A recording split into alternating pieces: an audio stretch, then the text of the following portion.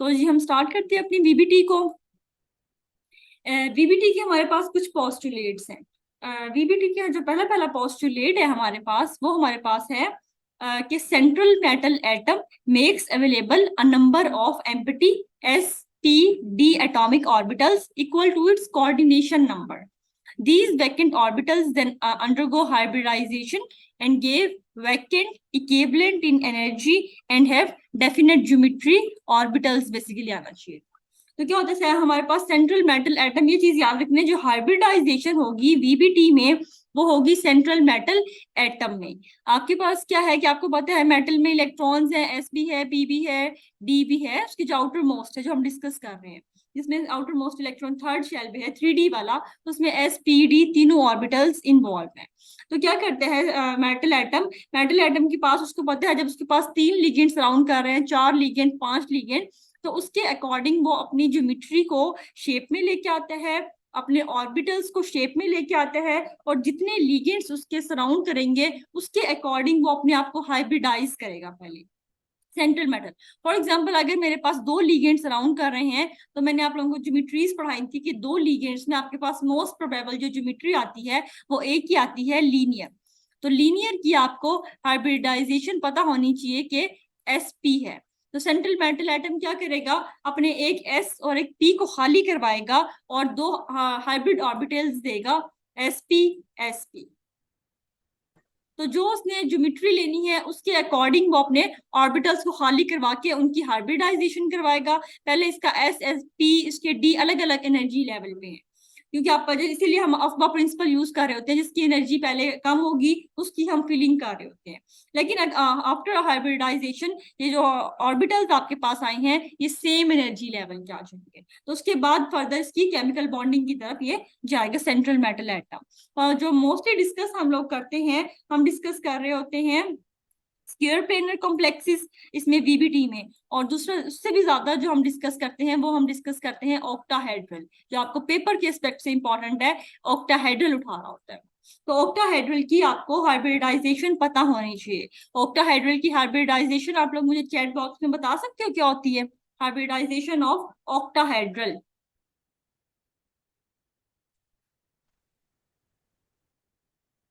What is the hybridization of octahedral? D2sp3 बिल्कुल शहीदुर Rahman, D2sp3 sp3 D2 बिल्कुल. हमने आज ये डिस्कस करना है कि D2sp3 sp3 D2 एक ही चीज है, अलग चीज है, क्या है. अब उसने देखो एक ने इनर ऑर्बिटल बनाया है, एक ने आउटर ऑर्बिटल बनाया है, दोनों ठीक है. D2sp3 भी एग्जिस्ट करती है, sp3 D2 भी एग्जिस्ट करनी है. वीबीटी हमें यही बताएगी कि ये वाली हाइब्रिडाइजेशन आई है या ये वाली हाइब्रिडाइजेशन आई है. दोनों ने आंसर ठीक किया है, तो हमने ये डिस्कस करना है. तो अभी हम जनरल बात कर रहे हैं कि अगर हम ऑक्टाहेड्रल कॉम्प्लेक्स है तो हमारे पास D2sp3 आएगी कॉन्फ़िगरेशन, ठीक है, सॉरी हाइब्रिडाइजेशन. तो क्या होगा, मेटल अपना 2 डी खाली करवाएगा, एक उसको एस चाहिए, और ये 2 लिखा गया सॉरी D2sp3, 3 उसको पी चाहिए. तो क्या करें, पहले ये डिफरेंट एनर्जी लेवल पे हैं, ये पी हो गया. तो क्या करेगा, इन तीनों की हाइब्रिडाइजेशन करवाएगा, और आपके पास ये 6 है टोटल, तो 6 ही D2sp3 हाइब्रिड ऑर्बिटल्स बनेंगे जिनकी सेम एनर्जी होगी. अब ईच वन क्या है इक्वल कंट्रीब्यूशन, D2sp3 D2sp3 सबके नीचे लिख लोगे आप. तो जितने भी हाइब्रिडाइजेशन के बाद डिफरेंट एनर्जी वाले जो थे वो सेम एनर्जी पे लेवल पे आ जाएंगे, और जितने एटॉमिक ऑर्बिटल्स होंगे 6 थे तो 6 हाइब्रिड ऑर्बिटल्स ही बनेंगे, और आपके पास हाइब्रिडाइजेशन के बाद वैकेंट ऑर्बिटल्स आ जाएंगे मेटल में. ये अभी तक मेटल की बात हो रही. और तो इसका सेकंड पोस्टुलेट जो वीबीटी का है, सेकंड पोस्टुलेट कहते हैं ligands have at least one sigma orbital containing a lone pair of electron. कि लिगेंड के पास कॉमन बात है, ऐसा एक ऑर्बिटल होना चाहिए जिसमें उसके पास लोन पेयर प्रेजेंट हो.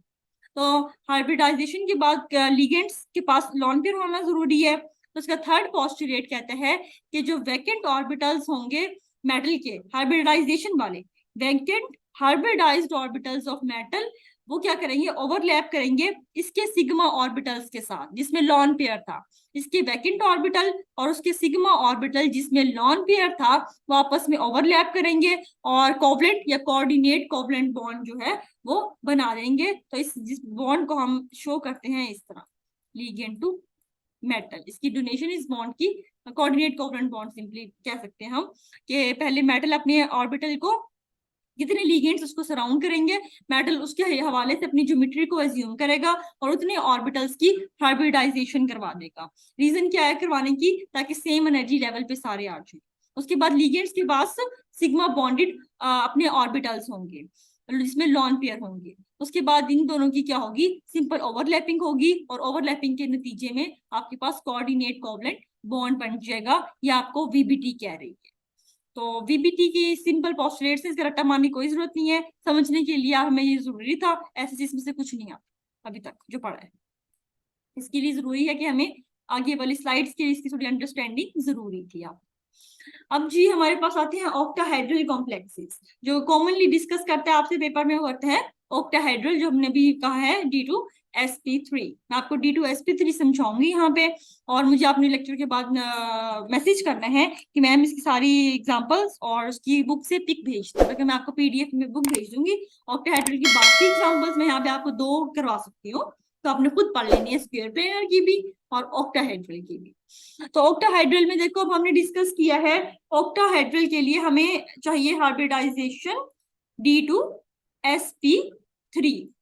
तो उसके थर्ड शेल में एक ही एस है, 3 पी है, हमें पता है, ये देखो ना थर्ड शेल है, इसमें एस है, इसमें पी है, इसमें एस पी डी है। तो एक एस है, 3 पी है, 5 डी ऑर्बिटल्स प्रेजेंट है थर्ड शेल में। तो एस तो स्पेसिफिक हो गया कि ये आपके पास आ गया है एस ऑर्बिटल एक, जिसको मैं ड्रॉ कर, 3 हमारे पास आ गए हैं जी, सॉरी चौथा डल गया, ये 3 पी आ गए। अब डी आपने पढ़ रखे हैं, आपके पास जी है 5 डी ऑर्बिटल। अब वो पूछते हैं 5 डी ऑर्बिटल्स में से ऑक्टाहेड्रल में कौन से डी ऑर्बिटल्स इन्वॉल्व होंगे। याद है ना, आपने 5 शेप पढ़ी थी 5 ऑर्बिटल्स की, अगर आपको याद हो, 1 2 3 4 5 होंगे ना। एक हमारे पास डी एक्स वाई था, X Y, Y G, X G, X स्क्र वाई स्क्र, डी जी स्क्र। तो आप यहाँ पे मैंने आंसर को लिख रखा है कि जो 2 ऑर्बिटल्स इन्वॉल्व होंगे हाइब्रिडाइजेशन में ऑक्टाहेड्रल में, वो हमेशा डी स्क्र, एक्स स्क्र और डी ऑन द एक्सिस वाले इन्वॉल्व, बिल्कुल ठीक है शहीद रहमान, कि ऑन द एक्सिस जो ऑर्बिटल है वो इन्वॉल्व होंगे। रीजन क्या होती है, रीजन इसकी ये है, देखो जब हम बात करते हैं ऑक्टाहेड्रल ज्योमेट्री की, तो ऑक्टाहेड्रल में आपको पता है कि आपके पास अच्छे लिगेंड्स राउंड कर रहे हैं इस डायरेक्शन में, स्क्वायर बाय पिरामिडल शेप में करते हैं। अगर हम एक्स एक्सिस को ड्रॉ करें तो आप देखोगे कि जब एक्स एक्सिस को हम ड्रॉ करते हैं इस तरह, ये हमारे पास आर्बिट्रेरी एक्सिस है, x y z for example ये है, तो आप देखोगे कि इसके जो ऑर्बिटल्स है ना या लिगेंड्स, वो जिस डायरेक्शन में आ रहे हैं वो exactly on the axis ligand पे आते हैं। देखो ये मेरा फॉर एग्जांपल जी वाला है, ये मेरा है एक्स, ये है मेरा वाई। तो इसके सारे ये देखो, जब ये आप ड्रॉ करते हो ना ऐसे ये शेप, तो इसका मतलब ये नहीं कि यहाँ पे है, ये आगे भी जाती है इस तरह, x axis positive, x axis minus करते होते हैं, ये ऊपर वाली भी इस तरह जाती है, ये नीचे वाली भी इस तरह ये एक्सिस होती है, इसका बैकवर्ड वाला भी हिस्सा होता है। तो जब आप ऑक्टाहेड्रल कॉम्प्लेक्सेस की बात करते हो तो इसके जो लिगेंड्स आते हैं, देखो ये सारे एक्सिस पे आते हैं, ये वाले भी एक्सिस पे होते हैं, ये वाले भी, ये वाले भी। तो इसके जो लिगेंड्स सराउंड करते हैं वो एक्सिस अलोंग करते हैं सारा के सारे लिगेंड्स। तो वो ऑर्बिटल्स डी के जो कि ऑन द एक्सिस होंगे, उनकी इंटरेक्शन ज्यादा होगी लिगेंड्स के साथ। इस वजह से अगर पहले 2 ऑर्बिटल्स ही चाहिए तो वो 2 ऑर्बिटल्स इंटरेक्ट करेंगे जो कि ऑन द एक्सिस होंगे। और हमने पढ़ रखा है कि हमारे पास on the axis d x square y square और डी जी स्क्वायर है। तो ऑक्टाहेड्रल में हाइब्रिडाइजेशन में D2sp3 में जो 2 डी ऑर्बिटल्स इन्वॉल्व होते हैं वो हमारे पास ऑन द एक्सिस वाले होते हैं। ये बात क्लियर होगी पहले। फिर उसके बाद हमारे पास इसमें जो वीबीटी हमें एक्सप्लेन करती है, वो एक्सप्लेन करती है इनर ऑर्बिटल और आउटर ऑर्बिटल कॉम्प्लेक्सेस। कब हमारे पास इनर ऑर्बिटल बनेंगे, कब हमारे पास आउटर ऑर्बिटल बनेंगे, ये हम डिस्कस करना है आज। आपने जो काम करना है इस लेक्चर के बाद, मैंने एक स्लाइड डालनी थी जो कि मुझसे मिस हो गई बिकॉज आज मैं यूनिवर्सिटी चली गई थी, तो थोड़ा सा लेट हो गई थी, तो भी लेक्चर मैंने आप लोगों को थोड़ी देर पहले स्लाइड्स बनाई थी। तो स्पेक्ट्रोकेमिकल सीरीज मैंने डालनी थी, वो आपकी रह गई थी। आपने एक काम करना है, अपने अपने आप मोबाइल होप सो आपके पास होंगे, नेट पे ना आप 1 सेकंड के लिए स्पेक्ट्रोकेमिकल सीरीज खोलोगे कि what is like spectrochemical series. तो उसमें आपके पास लीगेंड्स जो है ना वो एनर्जी की बेस पे वीक से स्ट्रॉन्ग शो किए हुए हैं, ठीक है। अभी इसके बाद लेक्चर की बात देख लेना, कोई मसला नहीं है। अभी मैं आपको बता देती हूँ कि सबसे, जो मैंने पहले भी थोड़ा सा डिस्कस किया था कि फ्लोरीन, क्लोरीन, ब्रोमीन, इस तरह ही आते हैं हमारे पास सीरीज, बहुत लंबी सीरीज है। तो आपने एक बार रट्टा नहीं मारना, वीकेस्ट और स्ट्रॉन्गेस्ट याद कर लेना है, बाकी 3-4 बार नजर से देखोगे तो आपको याद हो जाएंगी ये चीजें।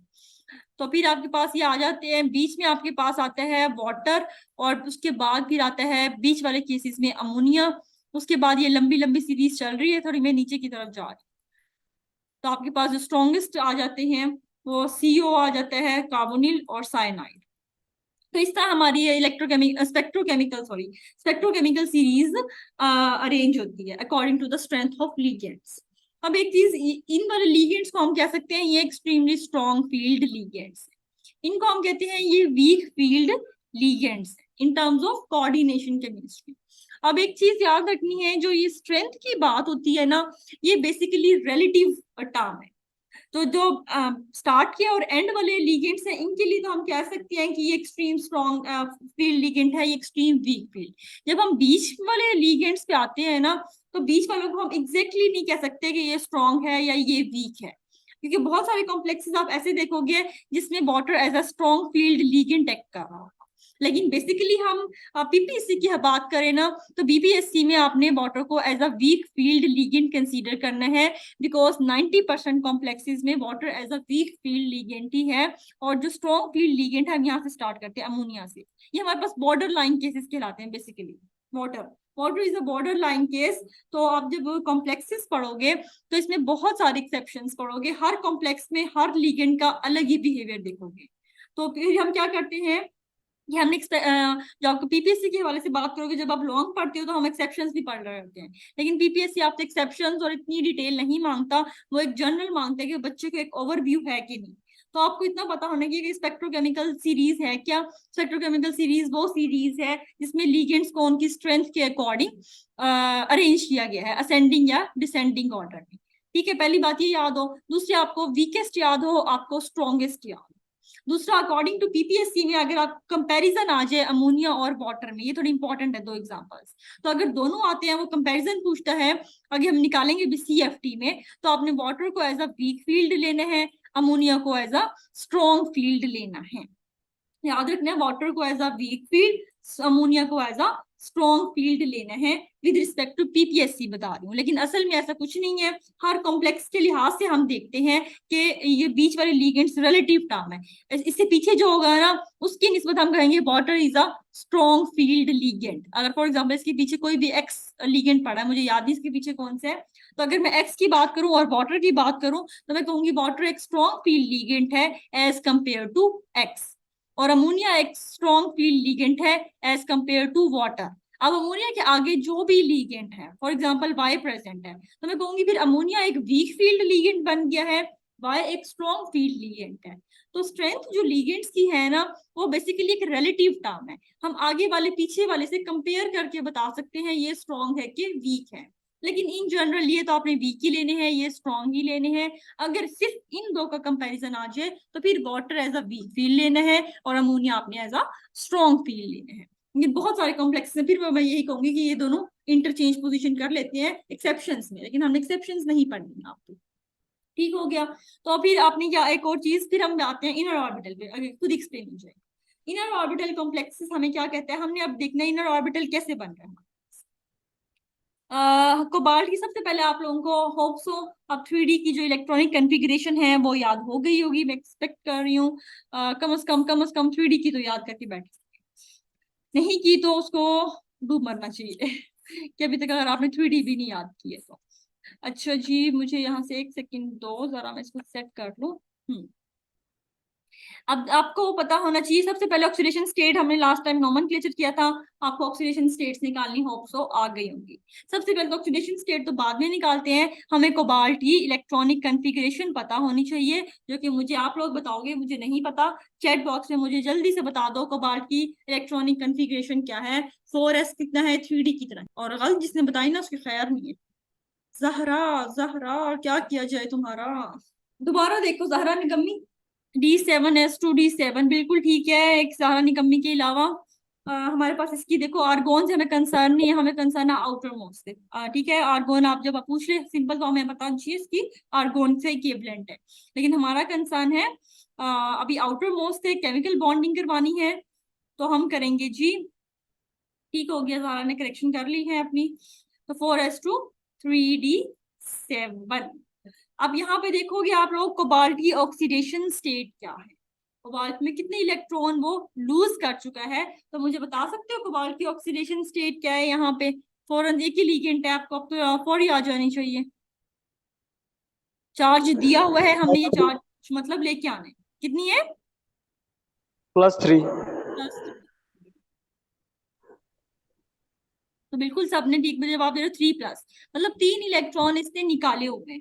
3 इलेक्ट्रॉन्स हमने निकालने का सिस्टम भी पता हुआ है कि पहले बिल्कुल एग्जैक्टली मोना 4s0 और 3d6 3 इलेक्ट्रॉन निकालेगा। पहले 2 आउटर से निकालेगा, एक इनर से निकालेगा। खुशी हुई जान के कि डी से नहीं निकाल दी किसी ने भी, पढ़ने लग गए हो, थोड़ा बहुत पढ़ के आते हो पीछे से है। 4s0 3d6 इलेक्ट्रॉनिक कन्फिग्रेशन हो गई है। ठीक हो गया जी। अब देखो यहाँ पे हमने क्या करना है। तो जी हाँ, अब इसके पास आपके पास जी यहाँ पे खाली हो गया 4s 4p, फोर्थ वाले उसमें खाली पड़ा है आपके पास ऑलरेडी। अब हमें चाहिए डी के, इसने 6 इलेक्ट्रॉन है। ठीक है, पहले काम जो किया हुआ इसको फिलिंग करेंगे। पहले 5d ऑर्बिटल्स करने हैं और इसकी फिलिंग कर देंगे। 1 2 3 4 5, ये 6 एस वाले निकाल दिए, तो मतलब 4s खाली पड़ा है। 4p की एनर्जी हाई होती है, पहले 3d वाले फिलिंग हुए थे, तो फोर्थ शेल में 4p भी आपके पास खाली पड़ा। और डी में आपके पास 6 इलेक्ट्रॉन है, 3d की बात हो रही है। आपने आफ्टर ऑक्सीडेशन स्टेट 3 निकाल दिए और D6 सिस्टम आ गया। ठीक है, अब डिपेंड करता है देखो आने वाला लीगेंड कौन सा है। आने वाला लीगेंड हम डिसाइड करेगा, इनर ऑर्बिटल कॉम्प्लेक्स बनेगा या ये आउटर ऑर्बिटल कॉम्प्लेक्स बनेगा। अब इनर ऑर्बिटल देखो आने वाला है अमोनिया। अमोनिया भी बात की है, जब पीपीएससी के हवाले से पढ़ रहे हैं तो पीपीएससी को लेके चलेंगे। अकॉर्डिंग टू पीपीएससी जो एक जनरल ट्रेंड लिया जाता है, अमोनिया को हम as a strong field ligand लेते हैं। तो अगर मैं स्ट्रॉन्ग फील्ड लीगेंड की बात करूं, ammonia is a strong field ligand, तो याद रखना है कि स्ट्रॉन्ग फील्ड लीगेंड के पास इतनी एनर्जी होती है कि वो इलेक्ट्रॉन्स को पेयर अप कर सके। इनफैक्ट अक्सर पूछते हैं what is a strong field ligand, तो हम उसकी डेफिनेशन यही बताते हैं कि स्ट्रॉन्ग फील्ड ऐसे लिगेंड्स हैं that have the right energy to pair up the electrons, that have the right up energy, या that have the energy या enough energy to pair up the electrons। तो जैसे ही 6 ligand strong field ligand ammonia के आएंगे, आप देखोगे ligand strong है, इसके पास कैपेसिटी हमें चाहिए D2sp3 चाहिए हमें। ठीक हो गया, D2sp3, क्योंकि इसने ऑक्टाहेड्रल शेप एज्यूम करनी है। अब वो पोस्टुलेट्स को जहन में लेके चलना है कि पहले मेटल क्या करेगा, एम्प्टी ऑर्बिटल्स खाली करवाएगा। s भी खाली पड़ा है, 4p भी खाली पड़ा है, 3d में 2 चाहिए हमें d के लिए।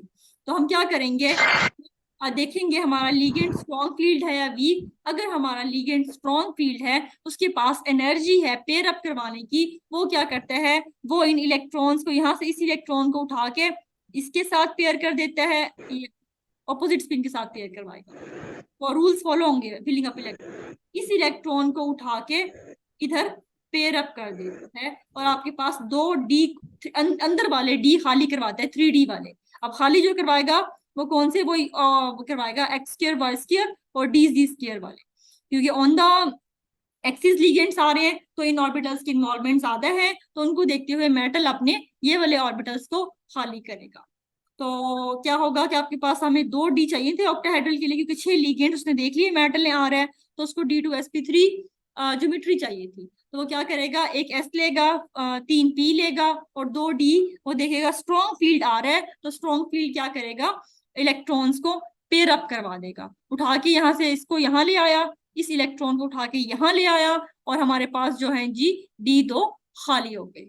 जब डी हमारे पास 2 खाली हो गए, तो अब ये जो खाली वाले ऑर्बिटल्स हैं ये हाइब्रिडाइजेशन में जाएंगे और आपके पास क्या करेंगे, 6d2sp3 इक्वल एनर्जी के दे देंगे। तो उसके बाद क्या है, कुछ नहीं, उसके बाद तो बहुत सिंपल है कि 6 अमोनिया ने आने हैं, इनके पास 6 लॉन पेयर है। एक अमोनिया के पास एक लॉन पेयर है, तो क्या करेगा, जी अमोनिया, अमोनिया अपने लॉन पेयर को, यहाँ पे 6 अमोनिया आप लिखते हो, यहाँ पे फॉर जब लॉन्ग लिखते हो ना, तो 6 अमोनिया आएंगे, ये अमोनिया सबके नीचे अब लिखा हुआ है, तो ये अमोनिया अपने लॉन पेयर को डोनेट करेंगे और इस तरह इनके दरमियान 6 कोऑर्डिनेट कोवलेंट बॉन्ड बन जाएंगे। तो आगे की चीज इंपॉर्टेंट नहीं है, इंपॉर्टेंट चीज ये थी कि अमोनिया स्ट्रॉन्ग फील्ड लिगेंड है, उसने क्या करने हैं, इलेक्ट्रॉन्स को उठवा के पेयर अप कर देंगे, और उसके बाद इलेक्ट्रॉन्स को जब आप पेयर अप करवाएंगे तो हाइब्रिडाइजेशन पॉसिबल हो गई है। तो ऐसे कॉम्प्लेक्सेस जिसमें स्ट्रॉन्ग फील्ड लीगेंट आएगा और वो क्या करेगा, पेयर अप करवा देगा इलेक्ट्रॉन्स को, और आपका जो ऑर्बिटल इन्वॉल्व हुआ है वो 3D इन्वॉल्व हुआ है, इनर वाला डी यूज हुआ है, तो हम इस ऐसे कॉम्प्लेक्स को कहते हैं इनर ऑर्बिटल कॉम्प्लेक्सेस।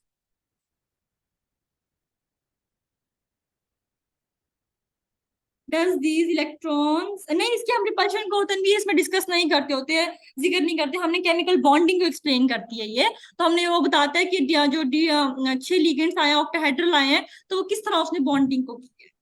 मैडम इसकी कोई रीजन भी तो होगी ना, क्यों नहीं वो रिपल्शन करते? क्यों वो, देखो रिपल्शन तो करेंगे, देखो नेगेटिव नेगेटिव चार्ज ऐसे पॉसिबल है कि नेगेटिव चार्ज और वो नेगेटिव को रिपेल ना करे, लेकिन वो हमारे लिए सेकेंडरी इंपॉर्टेंस रखता है, इस थ्योरी में हम उसको डिस्कस नहीं करते कि हमने डिस्कस वो या आप कह सकते हो कि ये चीज उसको डिस्कस नहीं करेगी, ये चीज उसकी ड्रॉबैक पे आएगी, क्योंकि थ्योरी है उसने हर चीज नहीं एक्सप्लेन करनी इसकी मैडम अगर कैन इसको वी से दैट जी।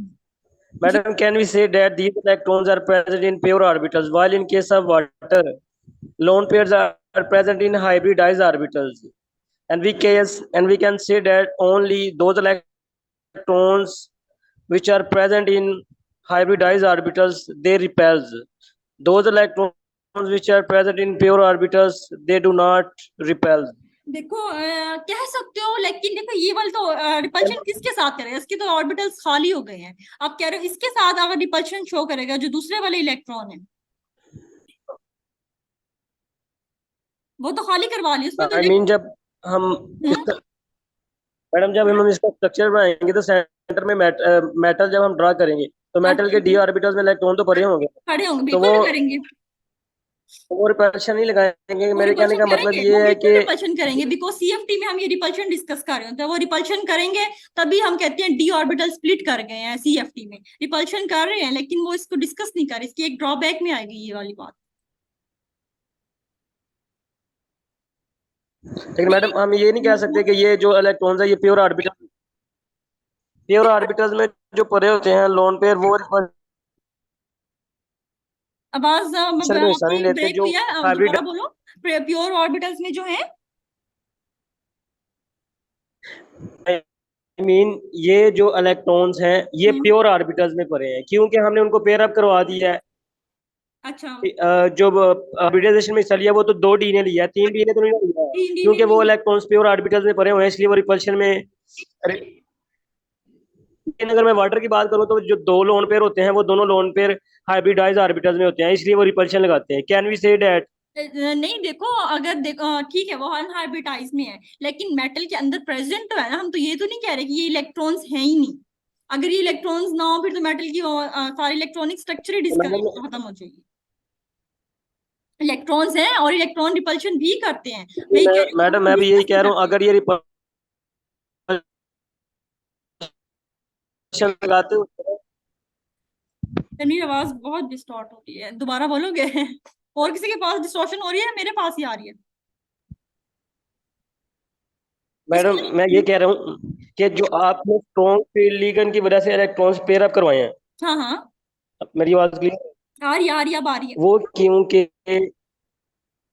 वो क्योंकि प्योर डी ऑर्बिटल्स में मौजूद है इसलिए वो रिपल्शन नहीं लगाएंगे।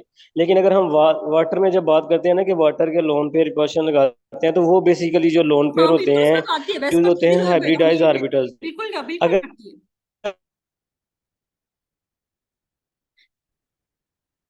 इधर वो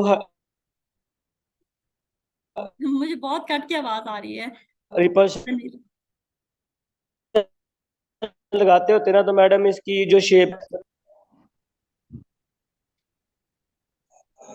जी मैम। अब मुझे आवाज नहीं आई, बीच में सारी आवाज कट गई है। मैडम मैं ये कह रहा हूँ अब मेरी आवाज नहीं आ रही हाँ थी। आ रही है बिल्कुल आ रही है, बोलो। कि ये जो आपने जो इलेक्ट्रॉन्स पेयर अप करवाए हैं। बिल्कुल पेयर अप करवाया। आप कह रहे हो कि अमोनिया के पास भी लोन पेयर है, जब ये चलो पेयर मैडम अप आवाज करवा आ रहा रही है है? तो आप कह रहे हो कि ये रिपल्शन दोनों के दरमियान होनी चाहिए, ये कह रहे हो ना?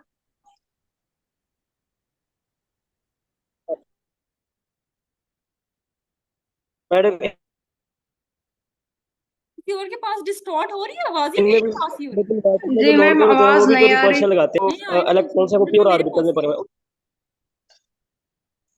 चलिए मैडम मैं बाद में आपसे मैसेज पे हाँ पूछता ये हूँ। मुझे आप अलग से सेपरेट पे आ जाना, हम इसको लेक्चर के बाद कर लेंगे, ठीक है?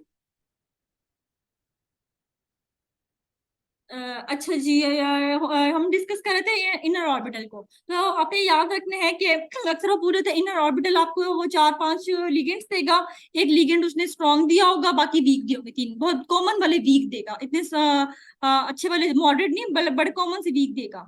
तो आपने बता देना है देख के कि जैसे ही स्ट्रॉन्ग फील्ड लिगेंड आएगा वो जो होगा वो पेयर अप करवा देगा, उसके पास एनर्जी है पेयर अप करवाने की, बिकॉज आपको पता है कि इलेक्ट्रॉन इलेक्ट्रॉन पे नेगेटिव चार्ज है दोनों पे, दोनों अलग अलग ज्यादा स्टेबल ज्योमेट्री बना रहे होते हैं, एक कन्फिग्रेशन, सॉरी ज्योमेट्री नहीं। तो उनको पेयर अप करवाने के लिए एक ही ऑर्बिटल में नेगेटिव नेगेटिव को इकट्ठा लाने के लिए हमें एक एनर्जी चाहिए। तो स्ट्रॉन्ग फील्ड के पास वो एनर्जी है पेयर अप करवाने की, तो वो पेयर अप करवा देगा। तो तो एक आपने ये जो बॉर्डर लाइन, जी तनवीर, मुझे चैट बॉक्स में ना लिख दो, आवाज बहुत डिस्टॉर्ट हो रही है, मुझे बिल्कुल भी नहीं आ रहा। शहीदुर रहमान कहते हैं सॉरी मैंने देखी नहीं चैट बॉक्स कई टाइम से, मैं पढ़ाने में लगी थी। मोना का मैं जब कहती मोना, वो ये नहीं कह रहा कि पेयर खत्म हो जाएगी रिपल्शन, वो कहते हैं कि ये इलेक्ट्रॉन्स प्रेजेंट तो है ना, चार्ज है। वो कहते हैं कि अमोनिया के जब आ रहे हैं, अमोनिया के लोन पेयर और इनके दरमियान रिपल्शन होगी कि नहीं, मुझे ये चीज समझ आई है, बिकॉज उसकी आवाज बहुत डिस्टॉर्ट हो रही थी। Strong field ligand control over these repulsion ammonia में भी। तो एक लोन पेयर हाइब्रिडाइज्ड ऑर्बिटल का एग्जैक्टली शहीद रहमान, क्योंकि रिपल्शन होगी, ऐसा पॉसिबल ही नहीं है रिपल्शन ना हो, लेकिन वही बात आ जाती है कि इसकी जो हर थ्योरी का अपना ना एक वो है कि एक स्ट्रॉन्ग पॉइंट है कि उसने इस चीज को डिस्कस कर रहे हैं। थ्योरी है ना, इसकी ड्रॉबैक्स में हम बहुत सारी चीजें पढ़ेंगे कि इसके ड्रॉबैक क्या क्या है। तो जो चीजें ये थ्योरी नहीं एक्सप्लेन कर पाती वो इसका ड्रॉबैक बन जाता है। बेसिकली रिपल्शन होती है, हम सीएफटी में यही चीज पढ़ेंगे आगे अभी कि इनके दरमियान और जो लीगेंड आर है उसके दरमियान रिपल्शन होती है, जिसके नतीजे में डी ऑर्बिटल स्प्लिट हो जाएगा। तो हम रिपल्शन को इग्नोर नहीं कर सकते। बाकी वो प्योर ऑर्बिटल की कोई बात करता है वो बहुत डिस्टॉर्ट हुई है, मुझे समझ नहीं आई है, मैं उसे डिस्कस कर रहा हूँ, कोई इंपॉर्टेंट पॉइंट होगा तो फिर हम कल आपस में भी डिस्कस कर लेंगे।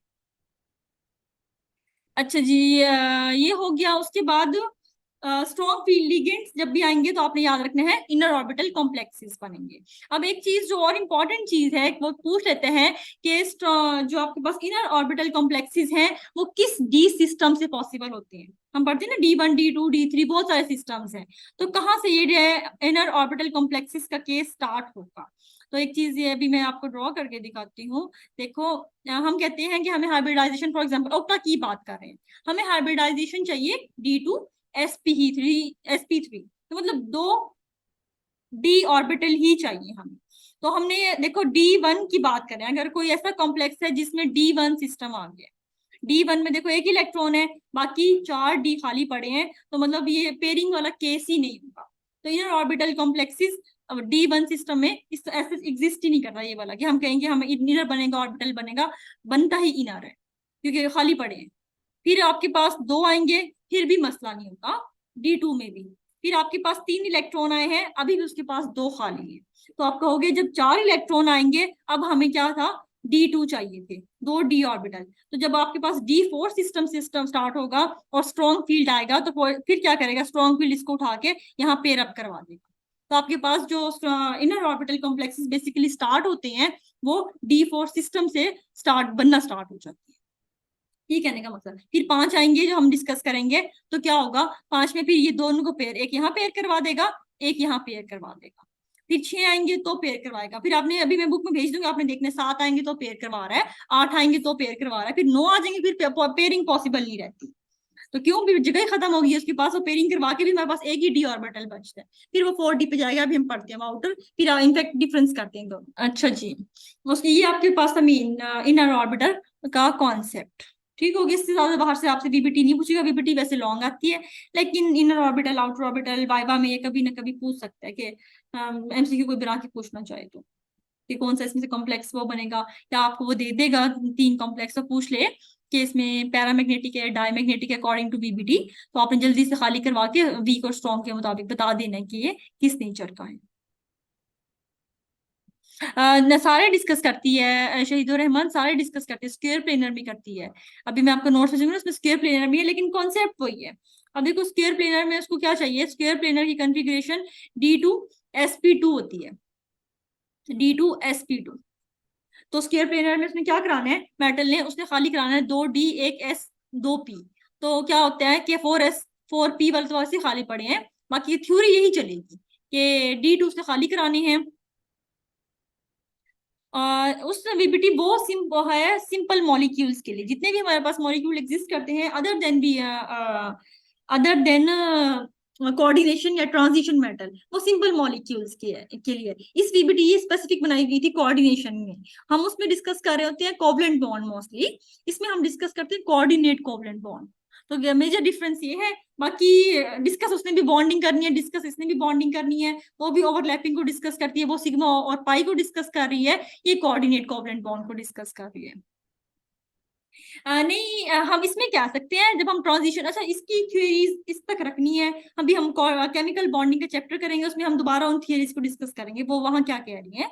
तो जो वीबीटी है वो ज्योमेट्रीज को नहीं, सिंपल मॉलिक्यूल्स की बात करोगे ना तो वेस्पर जो मैं उसको एक्सप्लेन करती है इरफान। ज्योमेट्रीज की सारा का सारा एग्जैक्टली सबसे बेस्ट थ्योरी जो है जो ज्योमेट्री के बारे में बताएगी वो वेस्पर है, वीबीटी नहीं बताती। वीबीटी बेसिकली आपको सिग्मा और पाई बॉन्डिंग और हाइब्रिडाइजेशन की दे रही होती है। अगर आप इसकी बात करोगे कोऑर्डिनेशन कॉम्प्लेक्सेस की, तब आप कहोगे कि वीबीटी ज्योमेट्री बता रही है। लेकिन सिंपल मॉलिक्यूल्स में अगर थ्योरीज की बात की जाए तो वेस्पर का जिक्र आएगा ज्योमेट्री के लिए। ये हाइब्रिडाइजेशन और उसको डिस्कस कर रही होती है, बॉन्डिंग को, केमिकल बॉन्डिंग में सिग्मा और पाई बॉन्ड को सिंपल में। अच्छा जी, ये हो गया हमारे पास। उसके बाद एक चीज और याद रखनी है, देखो उसमें हमने डिस्कस किया था D4 सिस्टम पेयरिंग अप के लिए, ठीक है। उसमें D4 में मैं दोनों को डिस्कस करते हैं, हम पैरेलल लेके चलते हैं। एक दो 5 ऑर्बिटल है, स्ट्रॉन्ग और वीक की बात करी हूँ। हाँ आज के लिए मेरा बस ही है, सिर्फ बीबीटी चल रही है, टेंशन ना लो, CFT नहीं कर रहे। देखो D4 सिस्टम डिस्कस कर रही हूँ, स्ट्रॉन्ग का भी वीक का भी, ये स्ट्रॉन्ग वाली साइड है, ये वीक फील्ड लिगेंड है। स्ट्रॉन्ग फील्ड लिगेंड पहले फॉर एग्जांपल देखो हमारे पास क्या थी, हमारे पास थी पहले कोई सिस्टम है जिसकी मैं कह रही हूँ D4 कॉन्फ़िगरेशन है। तो हमारे पास हमें चाहिए ऑक्टा की बात कर रही हूँ, D2sp3 की ही लेके आनी है हमने, ऑक्टाहेड्रल कॉम्प्लेक्स ही। तो हमारे पास कोई लिगेंड आया है जो स्ट्रॉन्ग फील्ड आया है, तो उसने क्या करना है, उसने इस इलेक्ट्रॉन को उठा के ये पेयर अप करवा, ठीक है, ये खाली करवा देगा, ये अब खाली हो गया है तो ये आप D2 यूज कर लोगे। लेकिन वीक फील्ड में क्या होगा, ये 4 इलेक्ट्रॉन है। अब आपने एक काम ये करने हैं कि या तो वो दोनों 3D के यूज करेगा या वो दोनों 4D के यूज करेगा। ऐसा नहीं होगा ये एक 3D वाला उठा लेते हैं एक 4D वाला, ये काम नहीं करना। या वो आउटर बनेगा या प्रॉपर इनर बनेगा। तो अक्सर बच्चे कहते हैं मैम एक ये एक वो वाला यूज कर सकते हैं, नहीं बिल्कुल नहीं यूज कर सकते। उसने या वो उठाने हैं दोनों या ये उठाने हैं। तो 4D से मतलब आपका आउटर ऑर्बिटल कॉम्प्लेक्स स्टार्ट हो जाएगा अगर वो वीक फील्ड लिगेंड है। तो इसका एक ड्रॉबैक ये है कि ये जब आपके पास 3 इलेक्ट्रॉन होते हैं तो इनर ऑर्बिटल कॉम्प्लेक्स को एक्सप्लेन नहीं करते। मतलब 3 इलेक्ट्रॉन है आपके पास, बनी इनर रहेगा क्योंकि 2 ऑर्बिटल खाली पड़े हैं, एक हो 2 हो 3 इलेक्ट्रॉन हो, तो आपके पास 3D के 2 खाली पड़े हैं, तो आपके पास क्या आएगा, इनर ऑर्बिटल कॉम्प्लेक्स ही आएगा। आउटर तब आएगा जब आपके पास D4 सिस्टम आएगा। D4 में फिर आपने देखना है स्ट्रॉन्ग फील्ड लिगेंड है या वीक फील्ड लिगेंड है। स्ट्रॉन्ग है तो आप चले जाओगे पेयरिंग की तरफ, वीक है तो पेयरिंग नहीं होगी, वो 4D का यूज करेगा और आपके पास कॉन्फ़िगरेशन sp3D2 बन चुकी। इतनी सी बात है, मतलब D4 से सिस्टम स्टार्ट होता है, ये कहना चाह। ठीक हो गया, ठीक हो गया इमरा, बस कर देते हैं। मैं खुद आज थकी हुई हूँ बिकॉज काफी लेट आई थी यूनिवर्सिटी से, तो फिर आज जल्दी जल्दी से थोड़ा सा पढ़ा रही हूँ। कुछ हम ना थोड़ा सा पीछे भी जा रहे हैं अपने रूटीन से, तो आगे से हम थोड़ा सा जल्दी पढ़ा करेंगे। थोड़ी सी जल्दी आप लोगों ने अब आपको पता चल गया मेरा मेथड पढ़ाने का। थोड़ी सी पिकिंग पावर थोड़ी सी स्ट्रॉन्ग करनी है और थोड़ी सी तेज भी करनी है, बिकॉज अभी देखो हमारा 3rd मॉड्यूल चल रहा है, अभी हमारे 6-7 मॉड्यूल के हैं, फिर हमने एनालिटिकल स्टार्ट करना है, तो थोड़ी सी जल्दी जल्दी करनी है। ठीक हो गया, आज का हम अपना डिस्कस कर लेते हैं जीके। जीके भी आज थोड़ा कम ही है, 6 है 10 नहीं है।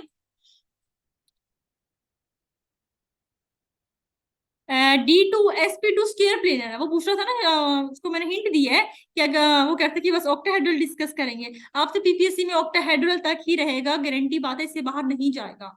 लेकिन देखो सब बीबीटी सिर्फ ऑक्टा के लिए नहीं है, ये स्क्वायर प्लेनर सबके लिए है। अब जैसे आपकी ज्योमेट्री चेंज होगी, आपकी हाइब्रिडाइजेशन चेंज होगी, तो हाइब्रिडाइजेशन के अकॉर्डिंग वो खाली करवाएगा। अगर मैं कहती हूँ कोई ऐसा कॉम्प्लेक्स है जिसमें 4 लिगेंड आ रहे हैं और फॉर एग्जाम्पल टेट्राहेड्रल शेप बन रही है, तो टेट्राहेड्रल में आपको पता है आपकी कॉन्फ़िगरेशन sp3 है, उसमें डी की इन्वॉल्वमेंट ही नहीं है ना, तो क्या करेगा अपना एक s और 3 p खाली कराएगा मेटल, और बना देगा लिगेंड, उसको s और p में कंट्रीब्यूट कर देंगे। तो ये आपने देखना है कितने लिगेंड्स आ रही है, कौन सी ज्योमेट्री आ रही है, उसके अकॉर्डिंग हाइब्रिडाइजेशन चलेगी। तो D2sp2 स्क्वायर प्लेनर की आपकी hybridisation D2sp2।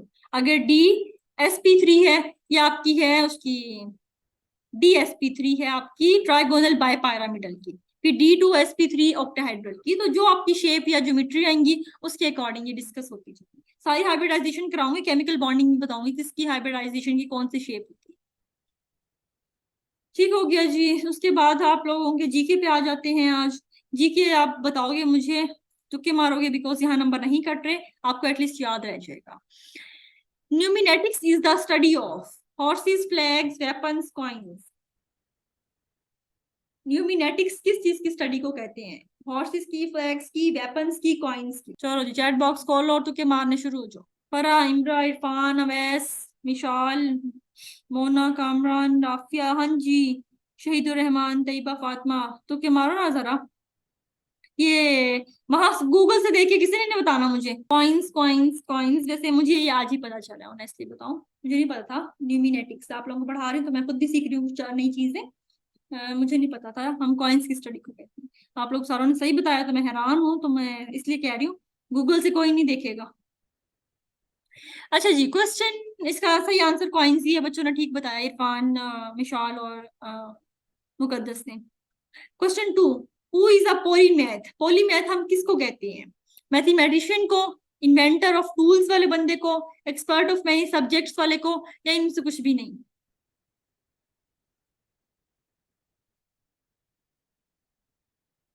Expert of many subjects Nishal ने कहा है, बाकी क्या कहते हैं? मैम सी लग रहा है शायद। सी लग रहा है, सी लग रहा है। अरफान का भी आज कंफर्म नहीं है, विशाल कंफर्म है बस, बाकी सबको लग रहा है, ठीक लग रहा है, सी ही है। एक्सपर्ट ऑफ मेनी सब्जेक्ट्स को हम कहते हैं पॉलीमैथ, मैथमेटिशियन वाले को नहीं कहते। क्वेश्चन 3 है जी, which is most widely used letter in English language? English जुबान में हम सबसे ज्यादा यूज करने वाला लेटर कौन सा है? AEIOM।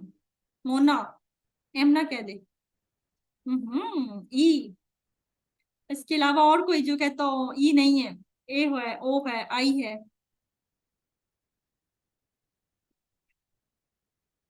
फरा का है ए, क्योंकि फरा के नाम में 2 ए हैं, इरफान के नाम में भी एक ए है। अच्छा जिन्होंने आंसर किया ना उनको देखते हैं, जिन्होंने ई, इमरा के नाम में भी एक ए है, आई भी आया है, एम भी आया है।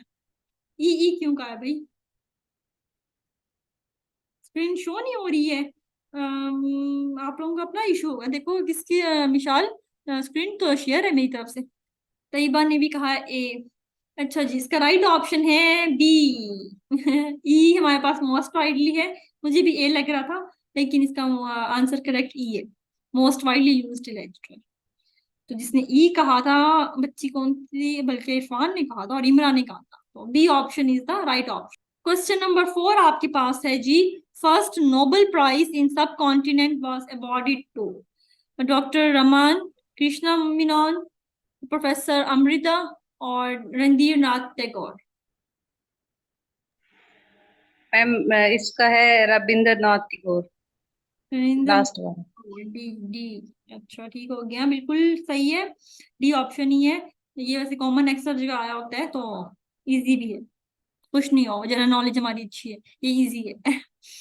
अच्छा ये बताओ जरा, who is the first person to use zero?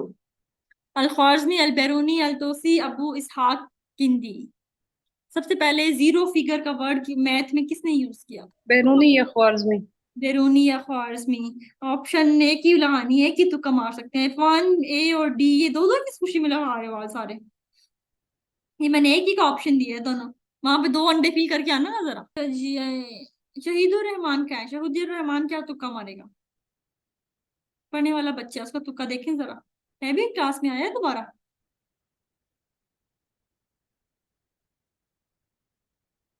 I think so आया ही नहीं है, दोबारा उसका कनेक्ट नहीं हुआ, वरना वो क्लास छोड़ने वाला बच्चा तो नहीं है। खैर, इसका आंसर हमारे पास ए ही है, Al Khwarizmi. Al Khwarizmi is the first person to use zero. Last आपका आज का क्वेश्चन जी है, which Muslim scientist prove that velocity of light is more than the velocity of sound? किस मुस्लिम साइंटिस्ट ने प्रूव किया था कि लाइट की वेलोसिटी ज्यादा है साउंड से? Al Biruni, Al Farabi, Al Ishaq, none of these. Biruni शायद। बेरूनी शायद। बाकी क्या कहते हैं? इरफान क्या कहते हैं? इरफान कहता है डी, अल फराबी।